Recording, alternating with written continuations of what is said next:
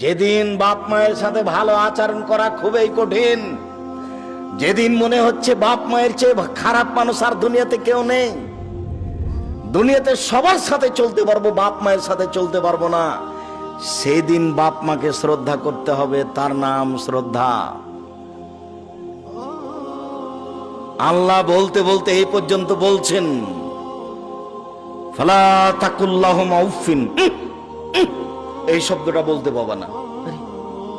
আমার মা, আমি যখন পেশাব করেছি 5-7 বার, তখন আমার মা একটু আদর করে আমাকে বলেছে, গায়ে একটু আঘাত করেছে আর বলেছে, এই অত পেশাব করিস কেন, এই একটু অত পেশাব করিস কেন।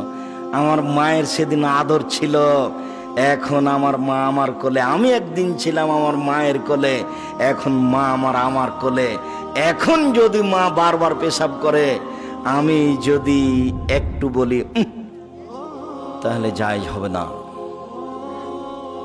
আজকে আমার সম্মান করে এরকম সুযোগ নেওয়ার কোনো সুযোগ নেই। পেশাব পরিষ্কার করব আমি, পায়খানা পরিষ্কার করব আমি, কাপড় বদলে দিব আমি, গোসল করিয়ে দেব আমি।